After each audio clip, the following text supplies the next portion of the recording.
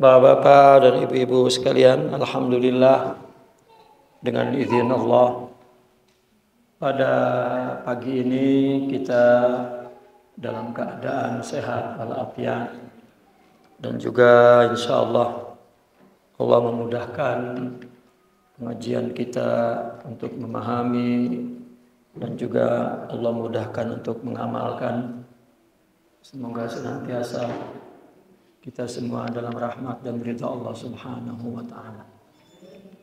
Alam berapa? Gimana? Berapa? 30.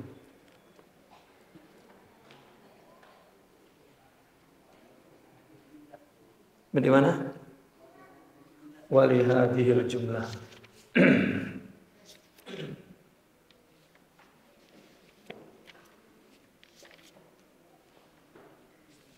Allah.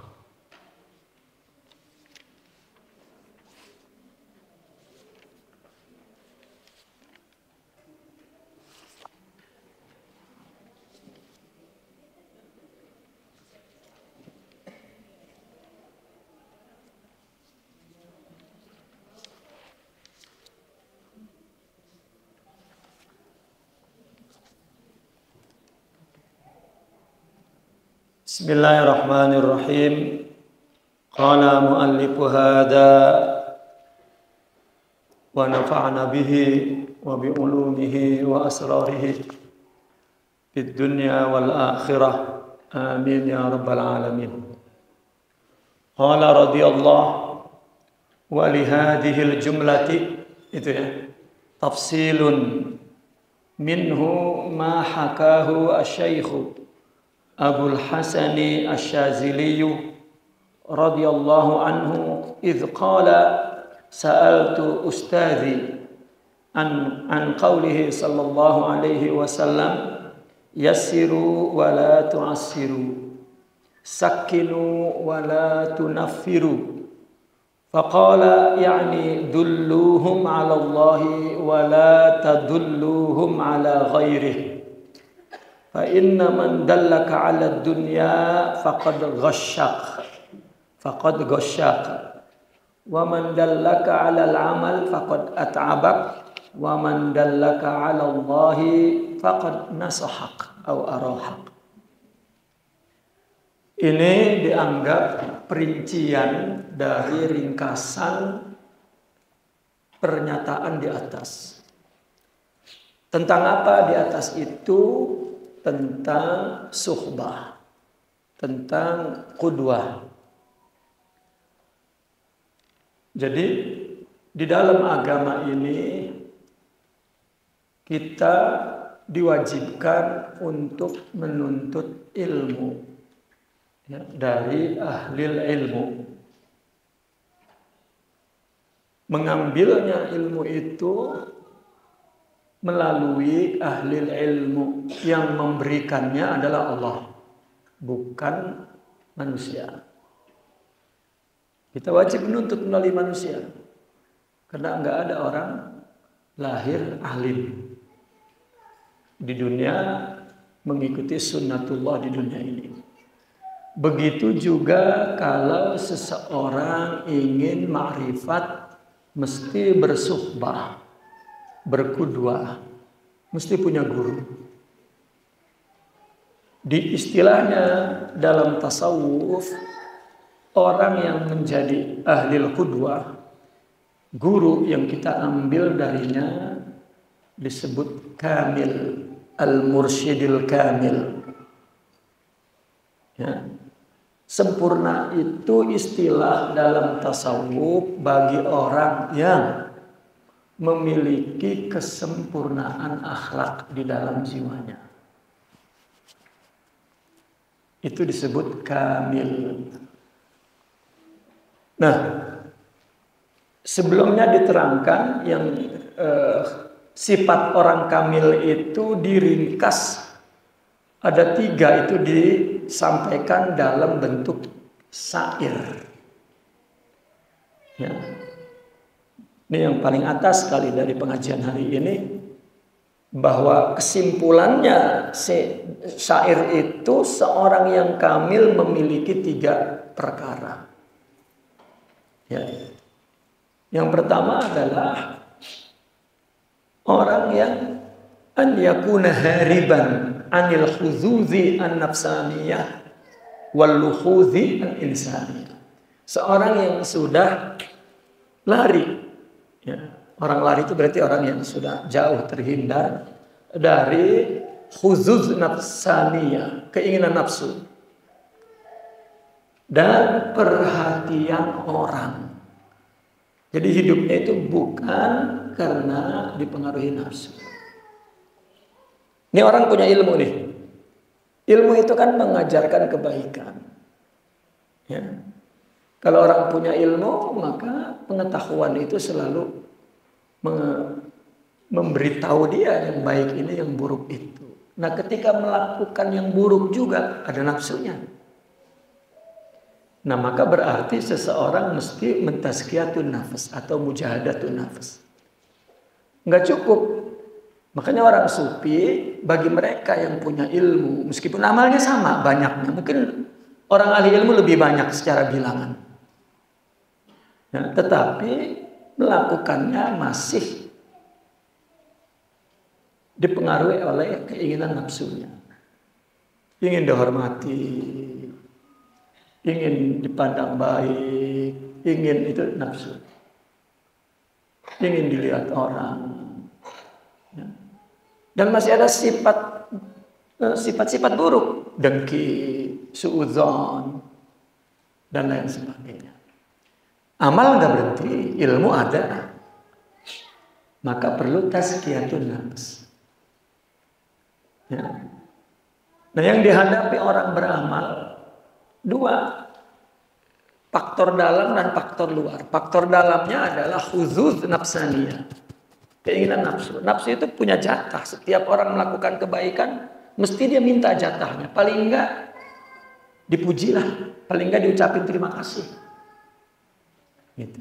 Padahal kewajiban mengucapkan terima kasih itu dibebankan kepada orang yang menerima. Dia melakukan kewajiban tidak, itu ibadah dia. Nah, kita yang memberi jangan nunggu, jangan minta, jangan memandang buruk kalau dia tidak melakukan.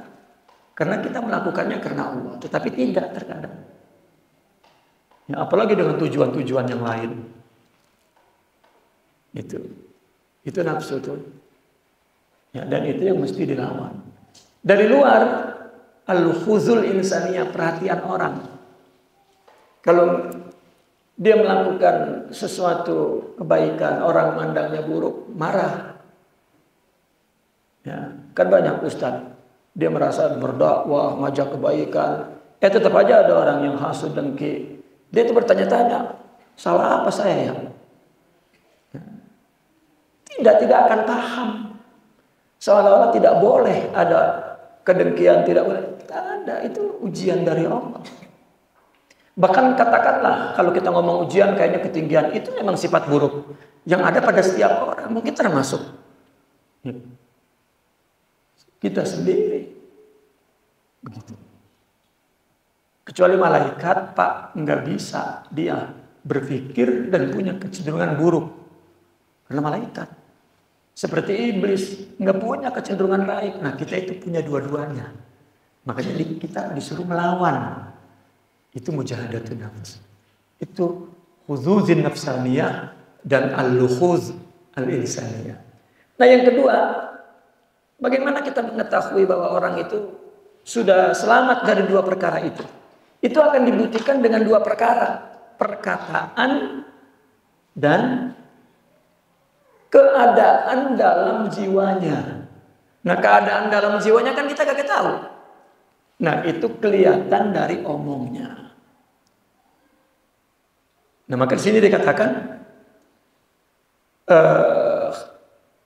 selamatnya dia, berpalingnya dia dari 2 perkara di atas itu akan ditunjukkan melalui keadaan di dalam jiwanya dan perkataannya. Nah, kita kan nggak tahu, maka kamu tidaklah mendapatkan dari apa yang ada di dalam jiwanya, melainkan dari yang kamu dengar dari ucapannya. Ada orang menghina misalnya, keluar ucapannya itu adalah ujian dari Allah. Nggak ada tuh prediksi ke orangnya, oh emang orang itu mah bla bla bla, emang dari dulu bla bla bla, itu nggak ada. Mau dari dulu, mau dari kapan, mau baru, hakikatnya Allah. Ini nggak bisa memandang nih kecuali kamil. Nggak bisa, Pak. Nggak. Kalau cuman ilmu mah, meskipun ilmu di depan orang dia ngomong, udah bapak-bapak ibu-ibu itu dari Allah, artinya masih berenak baik. Ya, nanti dilihat melalui tasarrufnya af'al. Karena orang itu tidak terlepas dari 3 perkara. Perbuatannya itu dari hal. Hal ini dari mana? Dari akhlaknya. Akhlaknya buruk, halnya, keadaannya buruk. Hal ini nanti yang akan menimbulkan perbuatan. Kita ngaji bab sabar, itu orang apal betul dalil sabar. Begitu kita bergaul sama dia nggak ada sabarnya, nggak dapat kita sabar. Ilmu mah dapat. Ada orang punya sifat sabar, enggak ngaji, kita dekat sama dia, kita tahu-tahu sabar aja. Karena Allah yang memberi, dia punya. Kita berteladan, Allah yang beri. Bukan berarti seorang wali nih, dia punya ilmu, dia punya kesempurnaan dan kita bergaul dengan dia, itu wali yang mindahin ke kita. Tidak, Pak. Allah. Kalau orang yang mindahin, wali yang mindahin, yang pertama dipindahin anaknya. Kan banyak anak wali, jangankan makrifat, ilmu aja enggak ada. Karena ketika ada, enggak ngambil, yang ngambil malah orang. Itu Allah yang memberinya, bukan orang tuanya. Itu. Bukan ditransfer, wah ini anak diisi. Enggak ada. Kalau ada itu bukan agama Islam. Itu agama Hindu barangkali. Karena Islam itu tauhid. Ilmu, akhlak, makrifat. Itu tidak dimonopoli oleh bangsa mana, negara mana, suku mana, keluarga mana. Enggak. Nah kalau dulu ada di situ, lalu di sekitarnya tidak menghormatinya, ya ada di tempat lain, karena sebenarnya kebaikan itu adalah simbol dari Tuhan, simbol Tuhan. Nah itu. Nah yang ketiga nih, cirinya nih, bahwa seruannya, ya, ajakannya, doanya selalu kepada Allah, bukan kepada yang lain. Solusinya juga, solusi kehidupan ini Allah. Gitu. Ketahuannya ketika dia terkena musibah, maka apa omongannya, apa ajakannya. Ya, itu seorang yang kamil. Karena kita ini memang tempatnya salah, dan orang melakukan kesalahan itu memang tempatnya. Nah, sudah, mungkin Allah mengampunkannya. Dia udah tobat, sementara kita masih mandang buruk saja. Mungkin orang itu udah tobat. Nah ini si globalnya begitu tuh. Ya, seorang yang sempurna, yang selamat dari faktor yang merusak dari dalam dan dari luar. Itu global. Lalu walihadihil jumlati tafsilun. Pernyataan global di atas ini bisa diperincikan, ada rinciannya. Salah satu rinciannya, kalau rincian kan uraian secara perinci dan mungkin banyak jadi gitu. Ini salah satunya. Kenapa kita mesti mengikuti yang kamil? Ya. Dan bagaimana gambaran orang yang kamil? Ini gambaran besar nih. Rincian tapi besar gambarannya. Apa yang diceritakan oleh Syekh Abul Hasan Syazili? Ya, oleh Syekh Abul Hasan Asyazili.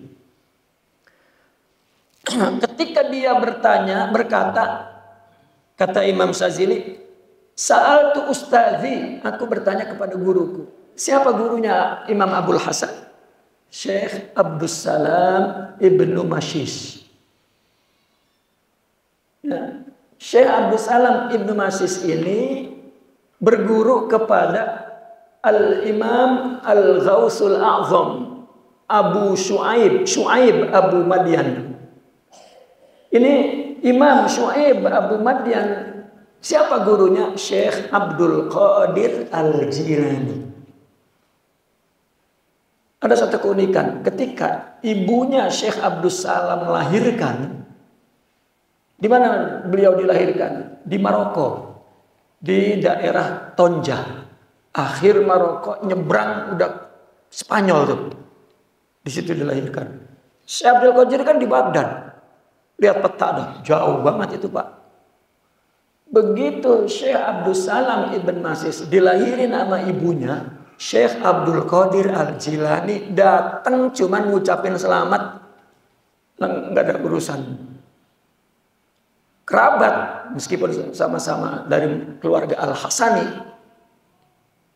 dia cuma mau ngelihat baby dan dia mengatakan kepada ibunya, anakmu ini akan melahirkan 3 orang besar.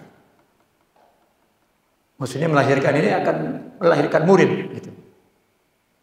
Dan siapa muridnya? Sidi Abdus Salam Ibn Mashis, Abul Hasan Syazili.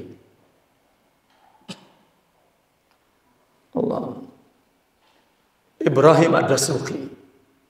Satu lagi Ahmad Al-Badawi, ditontok di Mesir. Ya. Ini 3 kutub dengan 3 tarekat yang berbeda. Murid Syekh Abdus Salam Ibn Mashis. Nah, Syekh Abul Hasan berkata, cerita aku pernah bertanya kepada guruku tentang hadis Nabi. Apa? Yassiru wa la tu'assiru. Sakinu wa la tunaffiru. Ini ada hadis Nabi begitu. Bahkan ada kolerasi hadis lain. Nabi pernah berkata, ad-dinu yusrun, katanya. Agama itu mudah. Yang bikin agama berat, kelindih. Akhirnya dia sendiri tidak mampu melakukan agama karena dia memandangnya berat. Dia memperlakukan agama itu sesuatu yang berat, maka dia kalah dengan dengan mindset dia berat, ya, maka kalah. Itu gambaran umum, tapi gambaran orang sufi berbeda. Agama itu mudah. Dan Nabi menyuruh, yassiru wa la tu'assiru. Permudahlah, jangan persusah. Sakinu. Apa? Jinakkan. Ya. Jangan bikin orang kabur. Artinya orang kabur nih, dia enggan melakukan agama. Tapi bagaimana dia dengan agama itu nyaman, itu maksudnya. Nyamankan. Jangan bikin orang jauh. Nah ini Imam Syazili bertanya kepada gurunya, ya, apa maknanya hadis ini?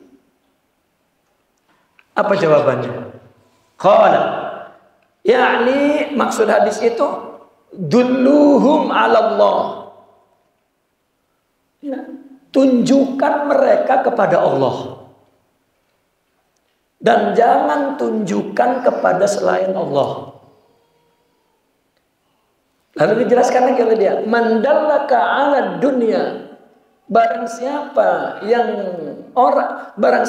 orang yang menunjukkan kepadamu kepada dunia, apa dunia itu? Saudara-saudaranya dunia apa? Syaitan, nafsu, lahwil hadis. Ya. Apa lahwil hadis itu? Ucapan yang apa lahwil hadis itu? Ucapan yang sia-sia. Ya. Ucapan yang tidak ada maknanya. Faqad ghasya, ya, itu akan menipumu. Ghasyak. Nanti kita terangkan apa maksudnya itu. Kemudian Barang siapa yang menunjukkanmu kepada amal, maka itu akan meletihkanmu. Dan barang siapa yang menunjukkan kepada Allah, yakni iman kepada Allah, malaikatnya, kitabnya, rasulnya, ali akhir, faqad nasahat, maka itu berarti telah memberikan kemulusan untukmu. Ada ulama yang mentafsirkan nasihat ini faqad arohak, menyamankan, melegakan, memuluskan. Nasihat itu, nasoha itu maknanya al-khulus, ya, mulus, bersih. Kalau kita milih buah, milih yang bersih-bersih, itu namanya nasoh. Itu. Makanya nasihat itu adalah pikiran yang sudah dicabut dari sifat-sifat negatif, ini yang terbaik. Nasihat. Gitu. Nah, maka yang menunjukkan kepada Allah, dan itu akan membuat kamu ringan dan mudah. Nah, ini apa maksudnya?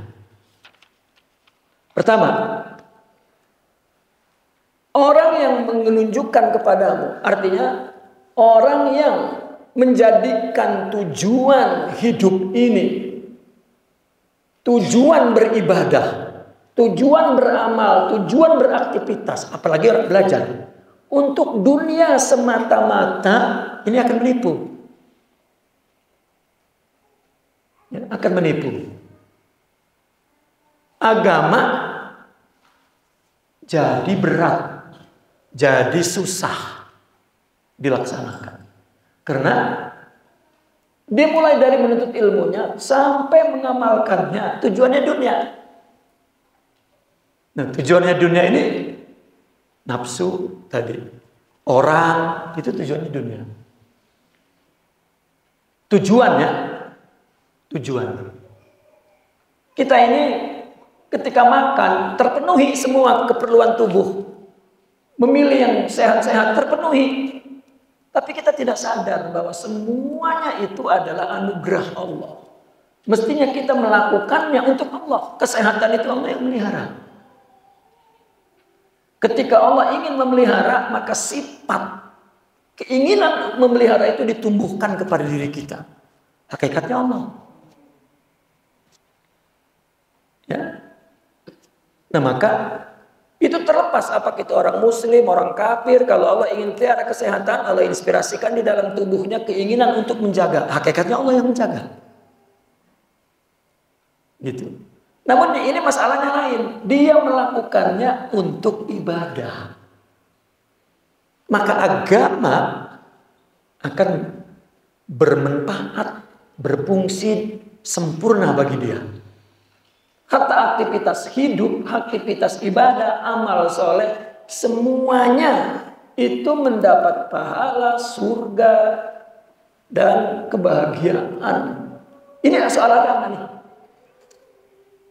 Maka orang yang melakukannya bukan untuk Allah, tetapi untuk dunia, kalah dengan godaan setan, memenuhi nafsu dan hawa, memenuhi slogan-slogan kosong, ya, lawal hadis. Ya, ini menipumu. Dah satu. Contoh misalnya sejak SD itu gurunya ngomong begini, tong kamu ngaji sekolah tinggi-tinggi, nanti kamu jadi kaya raya dan selesai. Ya. Ini seruan menipu. Agama tidak begitu. Kita diciptakan untuk ibadah, itu agama. Tapi orang yang melakukan ini tadi, ya, sama sholat, berbuat baik, berbuat kebajikan, tetapi ya, tidak akan membangun kerohaniannya dan menjadi orang sempurna ke sana nantinya tuh. Ya. Karena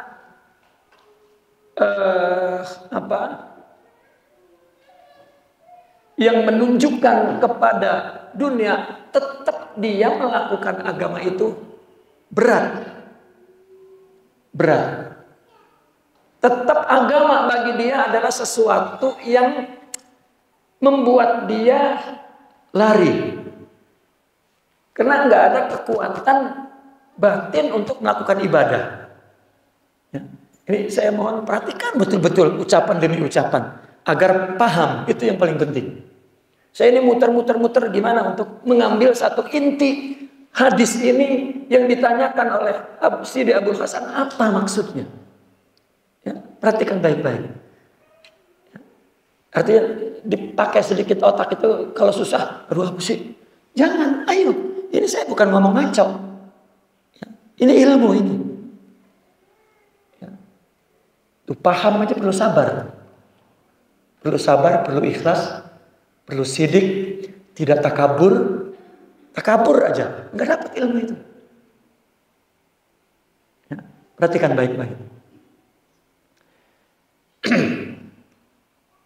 Kenapa hadis, terjemahan hadis, mudahkan, jangan susahkan. Agama ini bikin enak, jangan bikin takut, jangan bikin jauh. Lalu jawabannya, tunjukkan kepada Allah, jangan kepada yang lain. Nah, orang yang menunjukkan kepada dunia menipu. Artinya orang, meskipun dia menuntut ilmu dan kemudian jadi ulama besar, katakan begitulah, yang paling enak. Karena kalau di luar itu gambarannya kurang pas. Dan dia tidak pernah meninggalkan agama, bahkan ibadah, tapi berat. Kata Nabi, ringankan, tapi susah. Tapi tetap agama itu sesuatu yang akan membelenggu dia, bukan sesuatu yang menyamankan dia. Kenapa? Ya, karena melakukannya dengan hawa nafsu, dengan tubuh. Nah, yang kedua, kalau orang menunjukkanmu kepada amal, jadi agama ini amal, ibadah, sholat, puasa, ini, oh tuh, amal, berat. Karena amal itu taklid bagi tubuh. Ya, amal itu taklid bagi tubuh, berat. Di pesantren ditulis tata tertib. Pagi bangun melakukan ini, habis subuh membaca ini, makan, habis itu ngaji, habis itu sembahyang jamaah, habis itu baca Quran, habis itu istirahat, habis itu sholat jamaah, habis itu ngaji, habis itu zikir bareng-bareng, habis itu baca Quran, habis itu sholat jamaah, habis itu ngaji, habis itu tidur, habis itu sholat tahajud. Coba itu malaikat itu kan. Tapi amal rohaninya tidak diberi kekuatan. Pulang dari pondok masih binal jiwanya. Tetap agama itu susah dilakukannya dan membuat dia nufur. Apa nufur itu? Lari jauh. Enggak. Tetapi dalam beragama ini tunjukkan orang ke Allah. Apa tunjukkan orang ke Allah? Lakukan ibadah pertama-tama untuk Allah. Dan susah. Lawan nafsu. Nah, orang yang berusaha untuk melakukan ibadah ini, amal soleh ini untuk Allah, bukan untuk nafsu, ya, dan terus begitu, maka Allah berikan kekuatan rohani, kesabaran, kesyukuran, keridhaan, kekhusyuan, kesidikan, tawakal, paham, yakin, ma'rifat, kuah. Kan kita mengatakan la haula wala quwata illa, tidak ada daya untuk melaksanakan perintah Allah dan kekuatan menjauhi larangan Allah kecuali Allah beri itu. Nah, kapan Allah memberi itu? Apabila kita melakukan kehidupan ini, kebaikan amal soleh untuk Allah, maka Allah akan memberi segenap kekuatan itu. Ini yang mesti tunjukkan kepada Allah, bukan amal. Maksudnya tunjukkan kepada Allah, tidak tunjukkan amal. Amal cuman untuk Allah, bukan orang suruh beramal. Tidak dipahamkan, ya, bahwa lakukanlah untuk Allah. Ya, saya sering bilang begini, orang udah nuntut ilmu nih, udah punya ilmu nih Pak, lalu ngamalin. Tanya semua orang yang punya ilmu dan katakanlah sudah alim. Begitu giliran mau ngamalin, beratan ngamal sama nuntut ilmu. Nuntut ilmu mudah ternyata. Kalau ketika kita ngadepin amal, susah. Ada nafsu, ada syahwat, ada sifat buruk, ada syaitan, ada lagi godaan Allah melalui manusia. Jangan dikira mudah jadi ustadz-ustadzah. Udah, mesti sidik. Ya, kita ini susah. Untuk jadi kamil itu susah. Perlu puluhan tahun. Makanya kalau kita perhatikan barangkali itu Kiai Ceger itu dulu begitu ada orang alim satu kabupaten kagak. Kalau ada sini, wailah. Itu ringkas banget. Detailnya itu banyak dalam buku-buku aulia itu. Susah. Berat, makanya agama itu dikatakan at-takalif asy'ariyah, beban bagi tubuh. Tetapi kalau kita sudah ditunjukkan, lakukannya untuk Allah dulu, karena sebagai permohonan kepada Allah. Maka dalam surat Al-Fatihah, iyyaka na'budu wa iyyaka nasta'in. Kepada engkau aku beribadah. Ibadahnya aja dari Allah. Wa iyyaka nasta'in, dan kepada engkau juga aku minta tolong agar aku mampu beribadah. Itu maksudnya. Nah, setiap orang melakukan kebaikan, amal soleh untuk Allah, Allah akan beri kekuatan rohani itu. Nah, apabila sudah punya kekuatan rohani, agama jadi yusrun. Dan dia agama jadi apa? Jadi apa?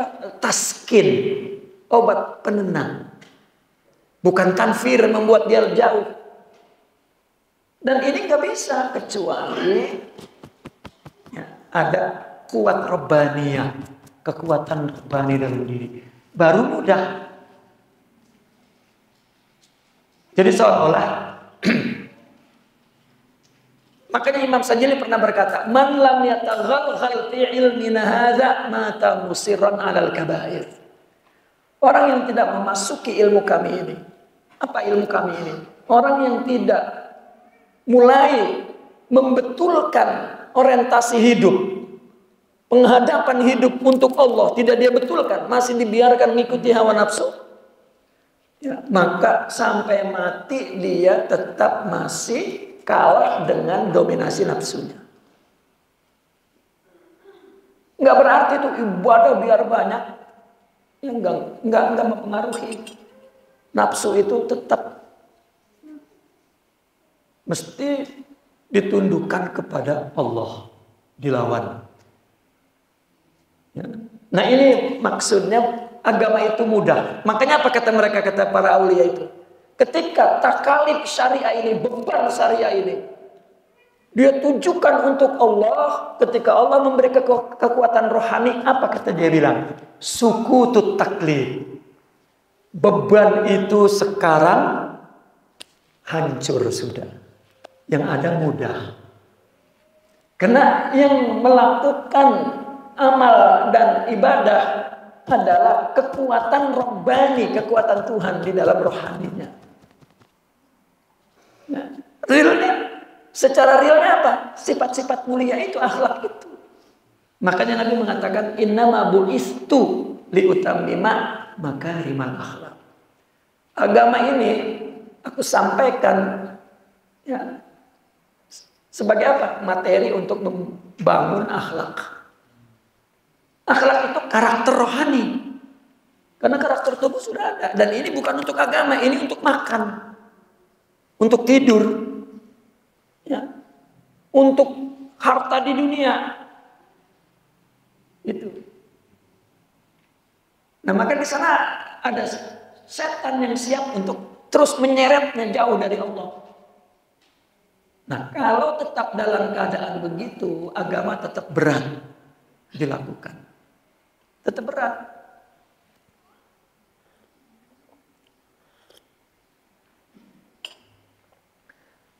Kapan nih bedanya metode muallim katakan dengan metode murabbi. Kalau metode muallim, agama itu disampaikan, ya, nas tidak tahu bagaimana tajribahnya. mengamalkannya tidak tahu. Dia baca kitab, wah ini bahan ceramah, sampein. Ya. Dapat lagi tulis, wah ini bahan ceramah, sampein. Mungkin antara ucapan yang ini dengan yang ini tidak menunjukkan proses pembangunan dakwah yang munasib, yang sesuai tidak.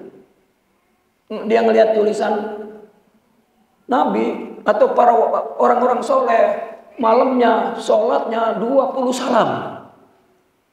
Karena faedah sholat malam bla bla bla bla bla bla, secara kesehatan, secara sosiologi, secara ilmu disampaikan. Cara mengamalkannya gimana? Untuk mudah, nggak mau tahu. Bedanya murabi. Seorang murabi tidak akan memerintahkan ibadah yang banyak, tapi kualitasnya. Makanya mereka kalau bicara nggak usah banyak-banyak ibadah, yang penting khusyuk. Itu bukan perintah suruh sedikit, bukan. Salah paham kalau begitu. Jangan banyak-banyak ngaji, yang penting paham.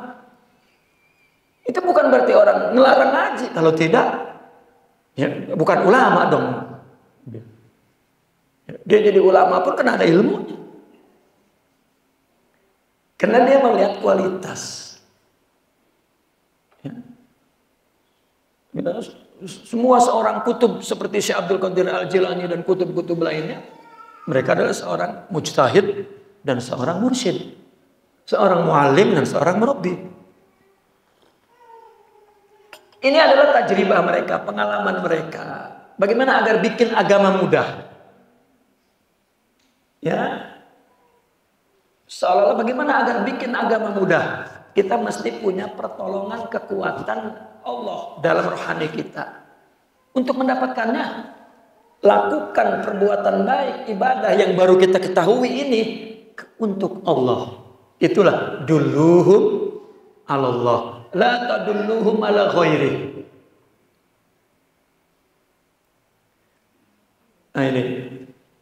Nah ini perkataan Imam Abul Hasan Syadzili, padahal itu terjemahan daripada mudahkan agama, jangan persusah, jangan dibuat susah, bikin mudah, dibikin menenteramkan agama itu, jangan dibikin orang lari, bukan ngomong dimanis-manisin. Ya, ibu-ibu, bapak-bapak, apa kabar? Sehat? Om, ngaji berisik, nggak apa-apa, biarin. Itu goblok. Ya, mudahkan yang dimaksud di sini adalah ajak orang ibadah karena Allah. Karena itu memang tujuan kita diciptakan. Karena kita baru punya ilmu, ketika beramal itu belum bisa amal dulu. Meskipun sang ianya orang beramal, belum, mesti proses. Apa? Iqbalul qalbi bil kulliyah ala Allah, sidqut tawajjuhul qalbi ila Allah, atau istiqomah dulu.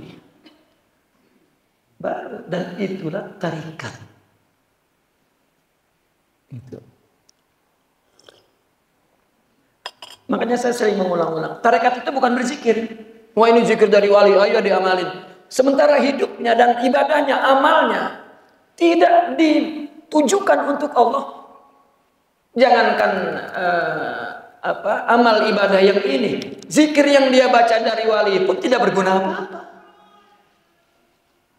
Ada lagi, sering saya mendengar orang bertarekat ceritanya puasa mulu, puasa dahar. Ini puasa Sunan Gunung Jati, ini puasa Sunan Giri, ini puasa Sunan. Ya. Kadang saya plesetin, ini Sunan Boneng, ini Sunan Giri, tahu Giri? Ya. Iya, ini puasa, wah dia tapa ini, tapa itu. Karena itu wali memang melakukan itu metode. Jadi orang bertarekat itu adalah orang yang membetulkan ibadah, amal. Kalau dia jadi suami, amal untuk istri. Kalau istri untuk suami. Dan kalau dia ulama, amal berdakwah. Ya, semua amal soleh. Dan ibadah-ibadah murni. Untuk Allah. Dan ini susah. Nah ketika susah, karena dia ada gurunya, kata guru, ayo ditolong untuk melawan nafsu, puasa. Itu metode. Oke, zikir ini yang banyak. Itu metode. Ini khalwah. Itu metode untuk membantu kita melawan hawa nafsu. Ya. Maka setiap tarekat mungkin bilangan-bilangan zikir apa kan beda-beda. Itu mas seperti resep, dokter ngasih resep berapa obat yang perlu diminum dan berapa banyak, itu tergantung. Nah kalau perbaik amalnya, ibadahnya tidak diurusi untuk tujuan Allah, tetapi metode-metode wali ini dipakai, nggak berguna. Biar 20 tahun, 30 tahun bertarekat tidak membangun kemarifatan. Makanya ada, dia merasa dekat padahal jauh dari Allah. Dia merasa diterima padahal ditolak. Karena nggak ada asarnya dalam kehidupan, rohaninya tidak. Dan bangkrut, bagaimana mau bikin wali? Mau bikin orang soleh? Nah ini tarikat. Ya. Ada orang tarekat, saya dapat di manuskrip ini amalan ya, wali ini, wali itu. Terus ngapain? Tarekat itu apa? Itu. Nah maka kata beliau, agama mudah itu kalau dilakukan dengan rohani, maka untuk mendapatkannya, nah ketika kita punya ilmu dan ingin mengamalkan, tujukan untuk Allah, jangan untuk yang lain. Karena selain daripada ya, itu semua tentang rezeki dan lain sebagainya, itu Allah yang mengatur, Allah akan ilhamkan. Kalau Allah mau ngasih kita, bahkan Allah udah nyatet, udah tahu dalam ilmunya dia akan dapat rezeki. Allah inspirasikan keinginan untuk bekerjanya, jalannya, teman. Itu sudah sunatullah. Ya. Nggak ada Pak orang punya sifat jabariyah itu nggak ada. Saya nungguin Allah, kalau Allah nggak ngasih rezeki saya diam aja, mampus Pak, mati. Ya. Wah ini udah matinya waktu itu. Kalau juga Allah kasih makan, ya. Imam Al-Ghazali pernah begitu dia khalwah, dia melihat perlu untuk menguji agar dia yakin bahwa Allah lah pada hakikatnya yang beri makan, meskipun orang tidak usaha. Akhirnya dia ikat kakinya, tangannya dan minta dibuang di hutan. Akhirnya dia buang di hutan begini. Lapar, haus dia tahan, udah goser-goser, udah mau kalah dia. Waduh ini kudu usaha, ini lah mati ini diam bae mah nih. Ya. Di akhir malam, dalam ceritanya katanya di akhir 40, coba tuh 40 hari nggak makan tuh. Ya. Dia udah menyerah tuh malam itu. Dia ngantuk. Rupanya angob. Rupanya ada burung yang mencuri roti, kabur, terbang, jatuh pas ke mulut dia. Langsung dia takbir, Allahu Akbar. Allah ada. Keluar dia terus usaha. Bukan kita, ternyata Allah, meskipun kita usaha juga. Nah itu akidah yang benar tuh. Baru begitu ujiannya, pandangannya tuh. Lalu dia menjadi bagi bagaimana kita berusaha. Artinya kalau Allah menginspirasikan kita ingin kerja, atau paling mula-mula bukan kerja dulu, ada kebutuhan. Itu utusan Allah memberitahu, gua mau bagi, gua kasih. Tuh, lu ada kebutuhan. Ya. Apa kebutuhannya? Anak beli susu, bini mau beranak, rumah belum bayar, listrik, kan ada kebutuhan itu. Gitu. Wah, bagaimana nih nyari ini, inspirasinya apa nih? Ya, wah, jual ini, ya, usaha ini, atau minjem itu, atau apalah.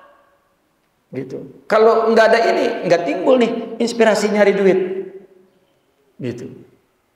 Sehari, kalau besok, wah besok udah ada pemasukan, dan terus kita merasa kita, padahal itu Allah. Karena kalau orang nggak ada amalnya, inspirasi amal, ya dibiarin orang menerima anugerah, tidak hidup dan tidak nikmat, dan tidak bersyukur dan tidak memandang agung karunia Allah itu. Orang sebodoh-bodohnya orang udah lagi berusaha nyari duit, wah susah, nggak dapat. Begitu dapat, mesti hatinya, fitrahnya mengatakan alhamdulillah. Dah, habis itu lupa lagi. Nah, lupa itu karena cahaya batinnya cuman segitu tuh. Cuman alhamdulillah ya Allah, redup lagi. Nafsu lagi. Ya. Nah, yang tidak yang Allah taklifkan adalah ibadah ini untuk Allah. Ibadah untuk Allah baru saya beri rohani. Kalau tidak saya beri. Itu saja. Nah, ini makna tunjukkan, mudahkan agama. Jadi begini, musibah dari siapa, Bu? Dari Allah. Allah kasih musibah, itu agama. Bagaimana agar agama itu mudah? Mesti bersabar. Sabar dari mana? Dari Allah. Kalau Allah ngasih sabar, maka musibah dari Allah mudah. Nah, saya belum punya sabar. Kita dilahirkan, Bu, ya, belum punya apa-apa, ilmu aja belum punya, apalagi akhlak. Nah, kata Allah, ini agama nih. Saya kasih agama, laksanakan perintah-perintah kebaikan dan jauhkan keburukan, lakukan untuk aku. Ya, aku akan beri kekuatan kamu untuk mudah melakukan agama. Jadi agama itu mudah karena agama itu apa? Perbuatan rohani, bukan perbuatan fisik. Fisik mah perbuatannya makan, tidur, istirahat, ya. Pengen enak itu tubuh. Kalau rohani nggak menikmati. Ya, rohani menikmatinya. Ingat Allah, ibadah. Tapi berat kalau ininya tidak hidup. Ya, kalau yang dominannya nafsu, maka jalannya hanyalah perbaiki orientasi tujuan ibadah. Allah akan beri kekuatan rohani, maka agama akan mudah. Itu maksudnya yasiru wala tu'assiru. Ajak orang untuk membangun akhlaknya, begitu. Nah, ini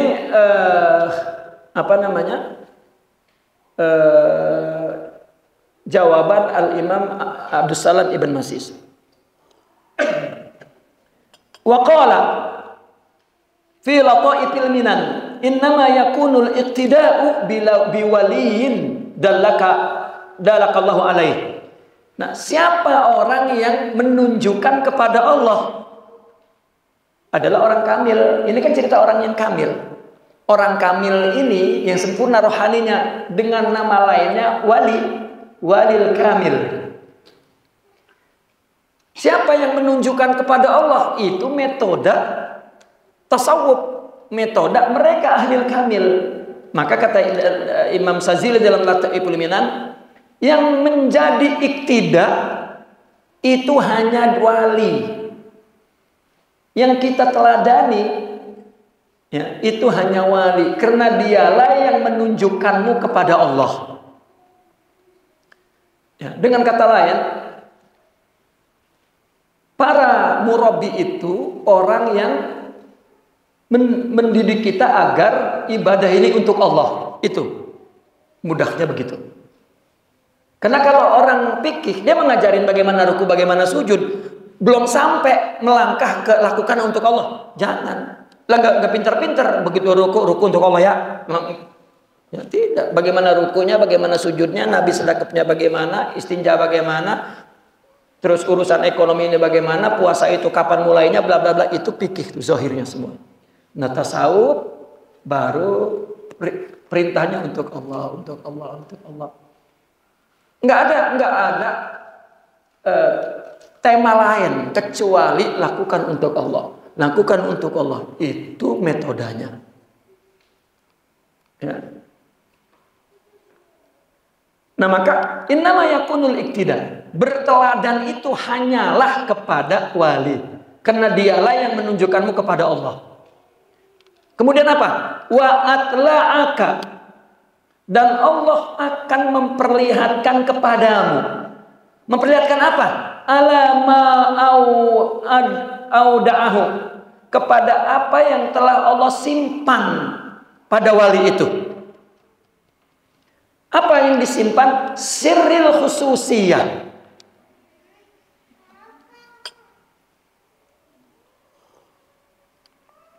Apa? Rahasia keistimewaan. Saya ingin terangkan sedikit. Kalau kita pengen punya ilmu, kita tahu ilmu itu dari Allah. Ya, kalau kita pengen punya ilmu, maka kita mesti datang ke orang yang punya ilmu. Itu kita datang ke apanya tuh? Ke akalnya. Kita belajar nih sama orang yang punya ilmu. Kita mau bisa ilmu matematik misalnya. Itu kan kita datang ke pakar matematik. Dan kita menyadari ya, bahwa kita ini sedang mengambil ilmu matematik yang ada di akalnya. Nah, yang memberikan, yang memindahkan, yang inspirasikan itu Allah. Itu yang nggak boleh kita tinggalkan tuh. Padahal nggak perlu. Kita ini seorang akidah Ahlussunnah wal Jamaah sebetulnya nggak perlu disebut. Ya kita nyari rezeki agar kita dapat uang. Hati kita itu Allah yang memberikan semuanya, itu udah nggak perlu diucapkan lagi ya. Ya, namun ini mas ya sekedar untuk, karena ini bukan ini mengkaji secara detail ya, gitu. Nah, begitu juga kalau kita ingin mempunyai makrifat, ingin mempunyai kesempurnaan rohani. Ya, itu datang kepada seorang yang sempurna. Di dalam tasawuf, orang nyari guru. Itu datang ke apa kepada orang itu? Ke rohaninya. Karena di dalam rohani itu, saya ingin terangkan, di dalam rohani itu ada sirril khususiyah. Ya. Ini asalnya khususiyah ini man'ut. Sir itu naat asalnya. Istimewa yang tersembunyi di dalam batin karena nggak kelihatan. Namun ditukar kepada mudhaf ilaih, itu pernyataan yang lebih ablagh. Rahasia keistimewaan ladaihi baginya yang ada pada seseorang, itu namanya khususiyah. Kenapa? Sekarang misalnya orang punya ridho kepada Allah, ada ciri fisiknya, kita boleh tahu? Gak ada. Nah, ini ada kaitannya dengan awal-awal bab ini nih. Ada nggak bu orang ngaku saya ini hafal Quran 30 juz di luar kepala? Ada nggak yang berani ngomong begitu kalau dia nggak hafal? Nggak ada. Kenapa? Karena orang minta bukti fisiknya. Coba baca terusin deh ayat setelah ini apa? Mampus dia. Saya ini hafal hadis 4.000. Coba, ya kan kudu dibunyiin tuh, kan ada materinya tuh, ada fisiknya. Coba baca kira-kira 20 hadis. Lah nggak bisa ngaku orang kalau ilmu zahir. Tapi kalau ilmu batin, ilmu yang tersembunyi. Ya, orang ngaku kita kagak tahu iya apa enggak kan, karena itu ya. Saya ini wali, lah siapa yang tahu apa cirinya wali? Kali kalau wali hidungnya rada mancung, yang pesek, wah itu wali enggak, kan enggak ada. Wah kalau wali sorbannya, wah apa? Ke kiri kanannya sejengkal, depannya sejengkal kali, atau jubahnya kayak Batman gitu, itu baru wali itu. Enggak ada ciri fisiknya, enggak ada. Ya, mesti suhbah. Mesti dekat dalam kehidupannya. Ada nggak ridhonya? Ada nggak sabarnya? Ya. Kotor tidak lidahnya? Nah ini ya, nggak ada. Nah, karena tidak tahu, kenapa? Karena tertutup dengan tubuh. Makanya disebut kesempurnaan yang ada di dalam rohani itu khususiyah, keistimewaan, dan sir, ya sirriyah, tersembunyi, tertutup oleh tubuh. Tubuh itu manusia, nggak ada yang lihat. Jika orang ingin Allah, baru Allah bukakan kepada orang ini, kepada si fulan, bahwa si fulan itu ada khususnya itu, timbul keinginan untuk menjadi muridnya. Kalau enggak. Karena yang menghalangi ini tubuh. Jangankan dalam dunia makrifat ya, dunia kesempurnaan rohani, dunia ilmu saja. Contoh, bisa nggak anak ngaji sama bapaknya, bisa nggak? Nggak bisa. Kenapa? Karena dia hubungannya zahir fisik. Dan itu hijab. Nah kan kalau anak mau diomelin sama bapaknya marah. Murid kan kita omelin tuh. Kamu, wah sampai depe-depe, sampai nyium-nyium. Ampun, ampun. Nah, kenapa? Karena dia memandang khususnya yang ada di rohaninya. Coba kalau anak, saudara, ponakan, ya, diomelin. Baiklah, memang kok siapa sih? Ya udah, enggak ada, terhalanglah rohaninya. Maka al-qurbu hijab, al-mu'asaratu hijab. Ya. Orang yang hidup satu zaman itu sudah hijab tuh. Coba buka semua sejarah para ulama, para aulia. Kan ada setiap kitab itu sana'ul ulama alaihi katanya, pujian ulama kepadanya. Coba teliti tuh. Misalnya Syekh Fulan ya lahir tahun sekian, ilmunya sekian, gurunya ini, muridnya ini, dan orang-orang para ulama yang memujinya. Kita kaji tuh ulama yang memujinya. Mesti ulama itu yang hidup setelahnya. Yang hidup sejamannya nggak ada yang muji, hijab. Makanya orang diwali ini tuh setelah mati. Ya. Lagi hidup mah enggak. Gitu. Bukan berarti dia jadi wali setelah mati, bukan. Cuman orang yang baru sadar orang setelahnya. Oh, ternyata dia wali, ini ciri-cirinya gitu. Yang sejaman tertutup oleh satu zaman. Ya. Tertutup. Udah sekampung misalnya, udah sekeluarga, udah sejaman, mahjub. Enggak ada orang yang ngambil manfaat kecuali orang yang enggak ada hubungan apa-apa. Ngelihatnya wah ideal banget. Murid sama guru. Nah, saya di Malaysia itu anak saya sekolah di Hidayah. Itu guru-gurunya aja itu ngajinya sama saya tuh. Ya, kata saya, ngapain itu melakukan ini? Jangan, enggak boleh. Mesti ini. Bah, kata guru mesti ini. Saya langsung ingat, oh ya. Emang guru kudu ditaatin. Besok gurunya saya panggil, saya omelin. Salah. Tapi jangan kita omelin depan anak kita. Nah, itu mengajarkan tidak adab kepada guru. Itu. Ya kan anak percaya sama guru lah, gurunya murid kita. Itu hijab. Dan Nabi pun mengatakan ajhadun nas bil alim ahluhu wa jiranuhu. Paling nggak dapat manfaat dari ilmunya orang alim, keluarganya dan tetangganya. Artinya dekat. Illa man rahimah rabbi, kecuali yang Allah berikan rahmat kepada hatinya. Ada lagi bu yang paling nggak bisa mengambil manfaat. Siapa? Bininya. Paling dekat itu sama bininya. Ya, seorang ulama tuh muridnya wah, nganggap ini manusia ideal, soleh banget, ya, punya karomat misal. Kata bininya, mana punya karomat? Gua kunciin pintu nangis, katanya gitu. Karena itu basariahnya pak. Emang kalau wali basariahnya berubah? Enggak pak. Wali tetap kegejat pintu sakit, lambat makan lapar, kesenggol motor jatuh. Ya, enggak punya duit, punya utang. Mungkin dimarah-marahin sama yang punya utang. Enggak berubah. Jangan, enggak boleh itu wali. Enggak. Tetapi, wali itu, kesempurnaan batin itu, melakukan apa saja untuk Allah. Dan tidak melihat ada orang di dunia ini independen dari Allah. Semua perilaku manusia adalah perilaku Allah. Itu wali. Mudah memaafkan, Bukan mudah memaafkan, menganggap manusia semua baik, tidak ada yang jahat.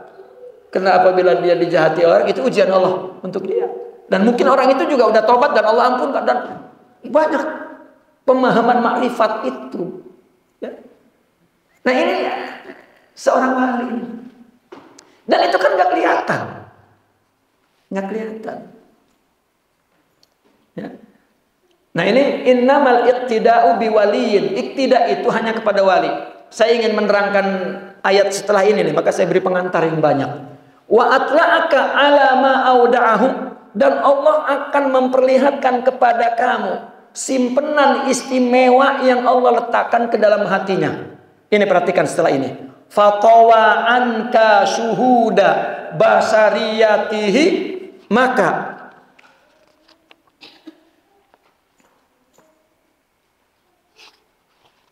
fatawa anka syuhuda, ya,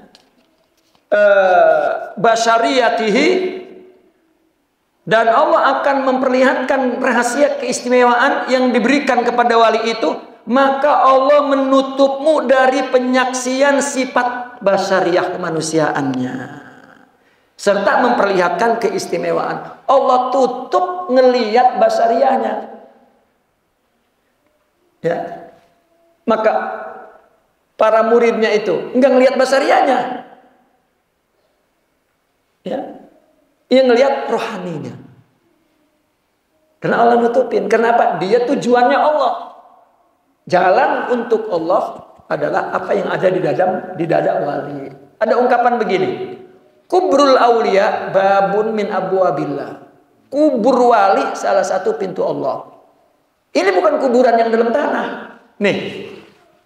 Yang terkubur di dalam dada itu siratal mustaqim. Sifat-sifat Allah yang kalau kita dapat seperti itu, kita akan selalu jalan menuju kepada Allah. Ingat Allah, ya, itu pintu Allah itu. Dan kita orang yang pergi kepada guru tarekat, pergi kepada itu ruh. Namun ketutupan basar. Nah basar, kulit tubuh fisik punya problem, ya, punya problem yang bersifat individual, sosial, ya, dan problem basariah kemanusiaan. Ya. Contoh, Nabi Mi'raj, Sayyidina Abu Bakar percaya, nggak ngelihat juga, bagaimana? Akal juga nolak,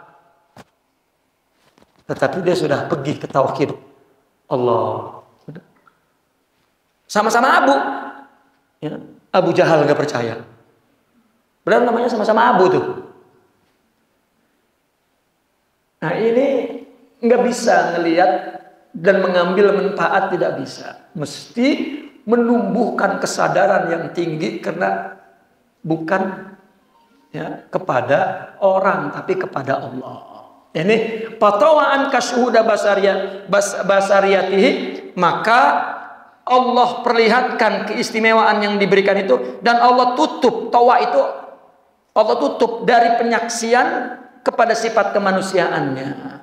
Pi wujudi basariyah, ya, tapi dia menyaksikan khususnya menyaksikan keistimewaannya. Fa'al qaita. Nah kalau engkau menyaksikan khususiyahnya dalam rohani, engkau akan menyerahkan kepadanya al-qiyada, bimbingan itu, ya, diserahkan. Bimbing saya, nasihati saya, itu enggak sembarangan, ya. Pasalah kabika, maka seorang wali ini, guru ini akan membawamu berjalan sabilan rosad, ke jalan bimbingan Allah. Allah, Allah saja, Allah saja. Yu'arifuka ru'unati nafsik, dia akan memperkenalkan kepadamu keburukan nafsu, ya, wa kama iniha wa dapa iniha, dan simpanannya, artinya yang tersimpan di dalam dirinya nafsu itu. Wa yudulluka alal jam'i Allah, dan akan menunjukkanmu untuk bersama dengan Allah. Ya, bagaimana cara kebersamaan kepada Allah? Apa cara kebersamaan? Bagaimana cara memiliki sifat-sifat rohani? Karena sifat rohani itu adalah sifat-sifat Allah yang mana apabila diberi rasa Allah di dalam hati. Ya. Rasa Allah itu apa? Akhlak. Wa yu'allimukal firara amma siwallah, dan mengajarkanmu untuk lari dari selain Allah. Jadi melakukan apa aja ya akan diberikan nasihat, petunjuk, ajaran, jangan untuk yang lain, untuk Allah saja, untuk Allah saja. Itu tarikat. Wa yusayiruka, tapi bukan hanya mengarahkan. Wa yusariquka ala fi tariqika, dan dia akan berjalan seiring denganmu dalam perjalananmu hatta tasila ilallah, sehingga sampai kepada Allah. Ini namanya irsad, dibimbing dia bersama gurunya. Yukifuka ala isaati nafsik. Dia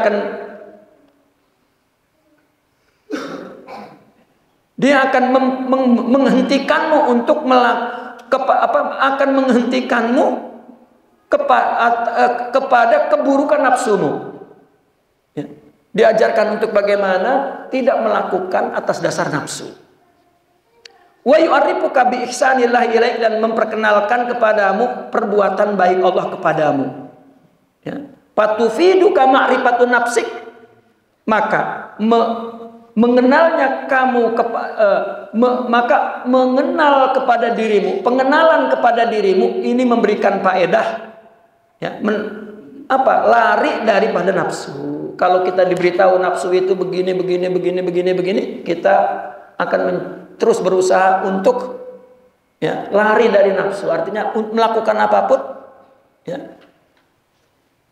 Ketika ada suara nafsu maka dia lawan, karena dia sudah mendapat keterangan itu nafsu. Itu nafsu. Ya, kayak ibu-ibu itu kalau ngaji ngomong, jangan, itu nafsu. Ya.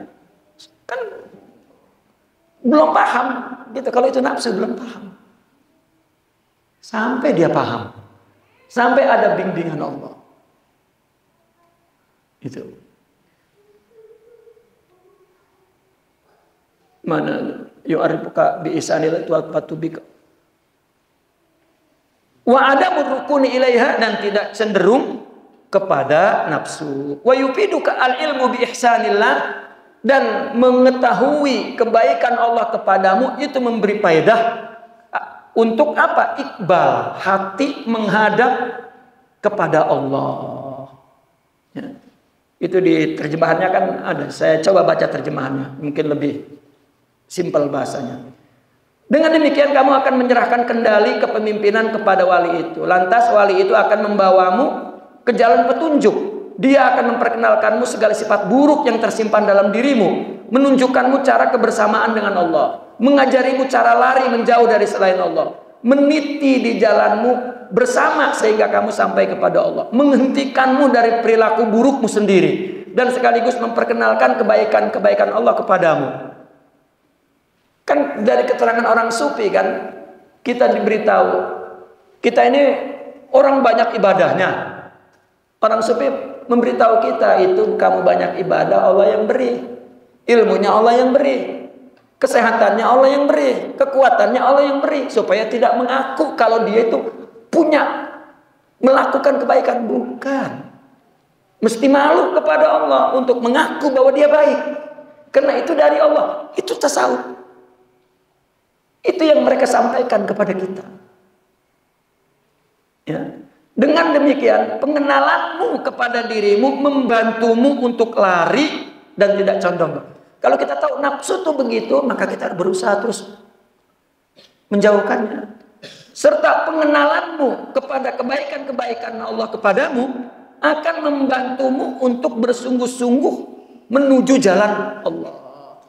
Ya Allah, kalau begitu hidayahnya dari Allah, pahamnya dari Allah, kesehatannya dari Allah. Ya. Kemudian kita dikasih taufiknya, hidayahnya. Ya. Oh, berarti kita mesti melakukannya untuk Allah, mendorong untuk ke sana. Ya. Kemudian wal qiyam bisyukri ilaihi. Bahkan bukan hanya itu, bersyukur kepadanya juga. Wadawama ala mamarri saati baina yadayhi, dan konsisten untuk tetap berada di hadapan Allah sepanjang waktumu. Apa berada di hadapan Allah? Apapun yang dia lakukan untuk Allah. Ibu-ibu sehari-hari di rumah itu jangan untuk suami. Apalagi sambil ngeliatin muka suami makin kesel. Ya.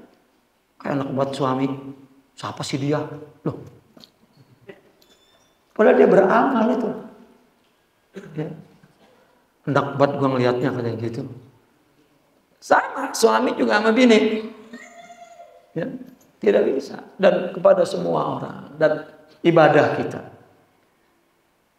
Ya. Nah ini pernyataan Imam Ash-Shazili. Ya, nanti kesana ini banyak sekali nih. Ini diulang-ulang lagi, ulang lagi. Itu aja pernyataannya. Kenapa? Karena Imam Ahmad Zarruq ini ingin menjelaskan bahwa tarekat itu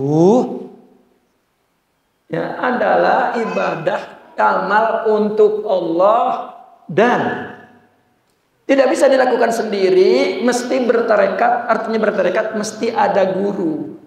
Maka dia nggak cerita ini bahwa tarekat itu zikir, enggak di sini.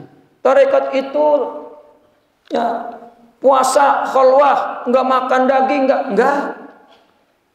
Dia setelah mengatakan ya orang mesti memiliki hakikat rohani dan mesti berguru. Udah ini berapa lembar nanti ini guru aja.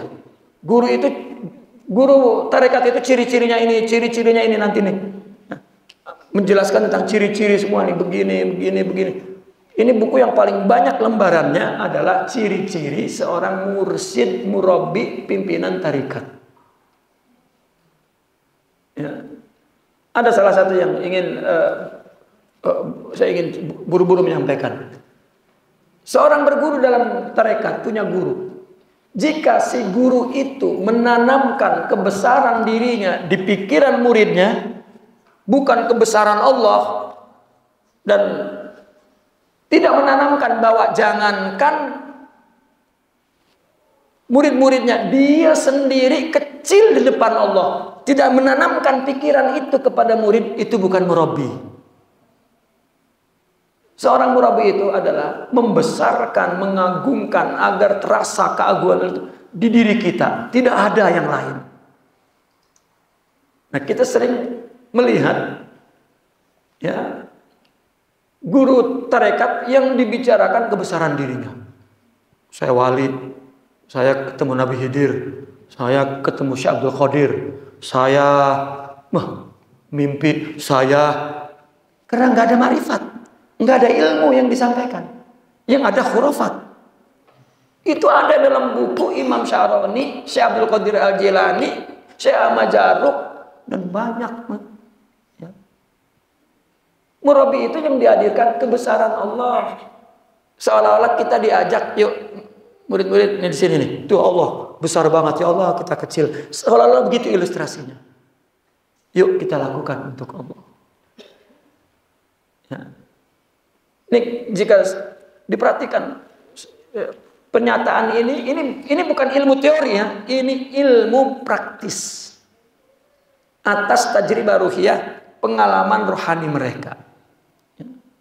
Kalau teori ya enggak sebelibat ini. Ya. Baiklah, nah, makanya terusnya faqala walaysa shaykhuka. Ya, gurumu adalah bukan ini, tetapi gurumu adalah begini. Walaysa shaykhuka, guru itu begini, bukan begitu terus. Guru adalah yang ini, guru yang ini semua penjelasan tentang at-tarekat. Sehingga mereka mengatakan at-tariqatu hiya asy-syaikh. Ya. Walal mujahada, wala zikir, walal khala, wala syai'. Ya. Intinya itu, karena berjalan itu ya mesti ada pembimbing. Seperti orang mengaji mesti ada orang yang berilmu. Jika tidak ya, mesti ilmunya banyak. Ya, kalau tidak ada tarbiyah, ilmunya banyak, amalnya banyak. Semoga Allah memberikan kekuatan rohani. Ya. Itu jalannya. Baik. Itu saja yang kita baca. Kemudian saya juga minta doa ya. Besok jam 5 pagi itu saya udah berangkat ya untuk melaksanakan haji. Tapi pulang nanti tanggal 29 Juni. 29 Juni dan kemudian